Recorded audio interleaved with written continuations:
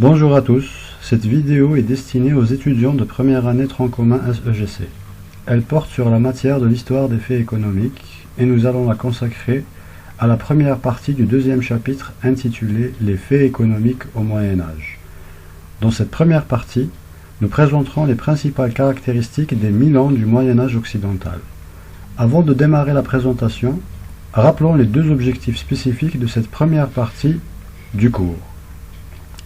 Le premier objectif est de situer le Moyen-Âge dans le temps et d'être en mesure de donner une définition à cette période de l'histoire.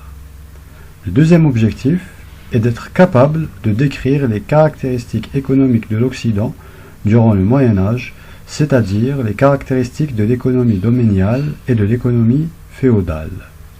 Commençons par définir le Moyen-Âge. Le Moyen-Âge est cette période en Occident qui fait suite à la dislocation et à l'émiettement de l'Empire romain d'Occident, provoqué, entre autres, par les invasions barbares ou migrations eurasiennes qui vont de 300 à 600 de notre ère et qui coïncident avec la fin de règne du dernier empereur romain d'Occident, Augustule Romulus, destitué par Odoacre, un chef barbare en 476. Le Moyen-Âge prend fin avec le début de la Renaissance et l'entrée dans les temps modernes ayant comme marqueur la chute de Constantinople, prise par les Ottomans en 1453, ou la découverte du Nouveau Monde en 1492 par les Européens. Le Moyen-Âge en Occident se subdivise en trois sous-périodes. Celle des temps barbares, de la chute de l'Empire romain jusqu'au 8e siècle, ou de 476 à 700, celle de l'économie domaniale du 8e au 11e siècle, c'est-à-dire de l'an 700 à l'an 1000, et enfin celle des temps féodaux ou de l'économie féodale du bas Moyen-Âge du 11e au 15e siècle, autrement dit de l'an 1000 à la chute de Byzance en 1453. Cependant, pour simplifier, nous allons nous intéresser dans notre description uniquement à la phase domaniale et à la phase féodale. Premièrement donc, nous allons commencer par décrire les caractéristiques principales de l'économie domaniale. L'économie domaniale émerge sur les villas laissées après l'effondrement de l'Empire romain. C'est une économie caractérisée par l'autarcie et la subsistance. Elle est donc insuffisante pour le développement ou la croissance économique. L'organisation sociale de cette phase du Moyen-Âge repose sur trois classes principales: les nobles, le clergé ou bien l'Église, et les serfs. Les nobles et le clergé sont les propriétaires fonciers. C'est à eux qu'appartiennent les domaines. Les serfs sont ceux qui travaillent et qui pratiquent l'agriculture au profit des nobles ou de l'Église. Le rapport social de production qui domine est alors le servage. Les serfs sont théoriquement libres, à la différence des esclaves de l'Antiquité. Mais dans les faits, leur condition ne leur permet pas de quitter le domaine, en raison, entre autres, de l'insécurité, de l'absence d'excédents, mais aussi parce que les serfs sont tenus de verser de lourdes redevances au seigneur et à l'Église, sous forme d'argent. On appelle alors cet impôt le cens, en nature, et c'est ce qu'on appelle le champart, ou en travail, sous forme de corvée. En plus de ces redevances à verser aux nobles, les serfs devaient également verser la dîme pour l'Église.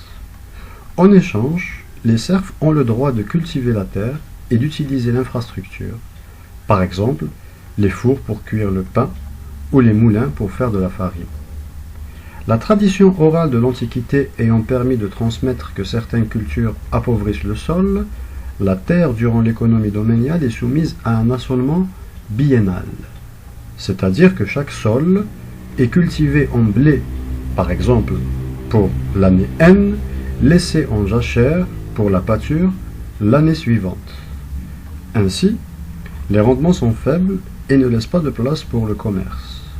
Le repli est aggravé par les invasions barbares qui se poursuivent jusqu'au Xe siècle et par la montée en puissance de la civilisation musulmane qui domine les échanges en Méditerranée.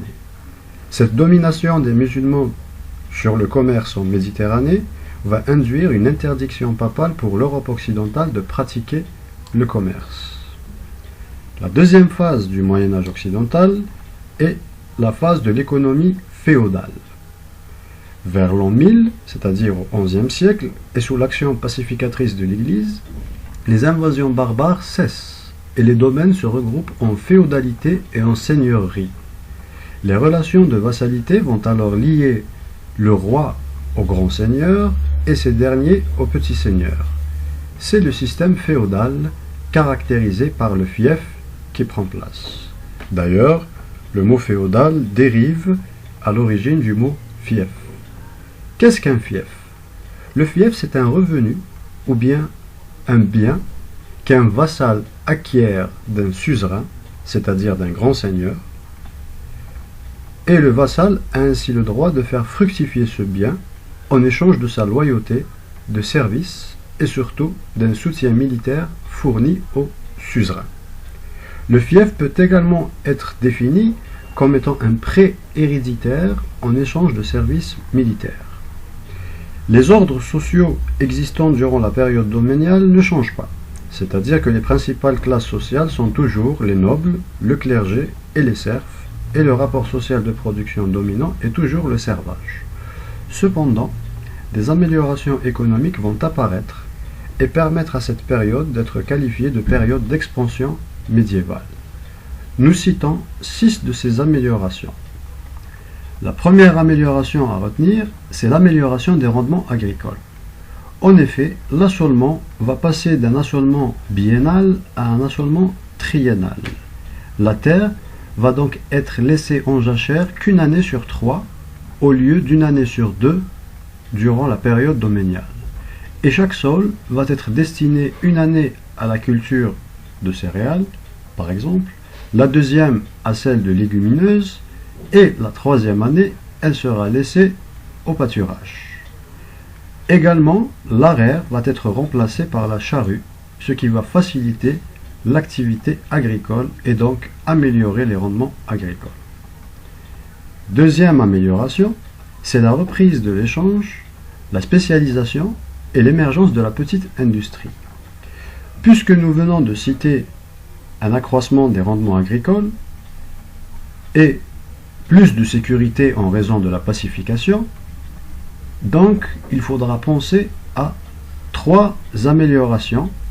D'abord, la reprise de l'échange local dans un premier temps, puis la reprise de l'échange international, un approfondissement de la spécialisation, c'est-à-dire que de nouveaux métiers et de nouvelles activités vont voir le jour, et enfin la réémergence des villes du fait de la possibilité pour les paysans de quitter les campagnes.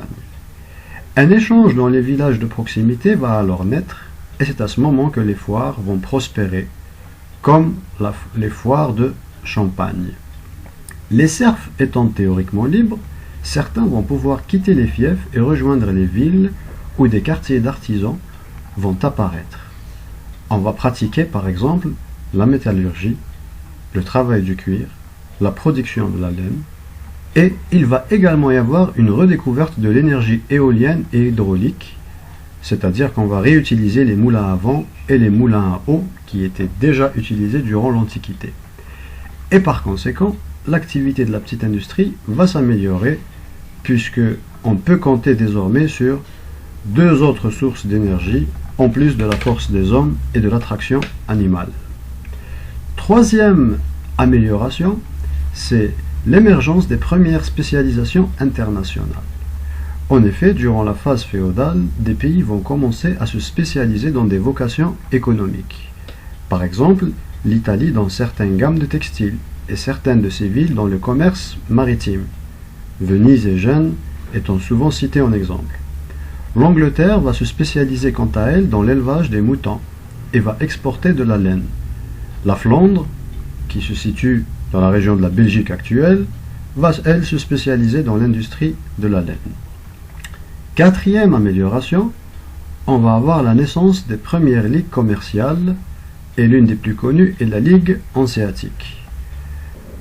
Des villes marchandes vont s'allier de la Grande-Bretagne au nord-ouest de la Russie actuelle, où les marchands se renseignent sur les droits à payer sur les meilleurs trajets, et tout ça va contribuer à améliorer leur performance commerciale. Cinquième amélioration, on va faire une innovation financière. Cette innovation, c'est la lettre de change. En effet, durant le Moyen-Âge, et durant plus précisément la phase féodale, il y a un approfondissement de la division du travail et les produits à échanger deviennent de plus en plus nombreux, c'est-à-dire que le nombre de transactions va augmenter.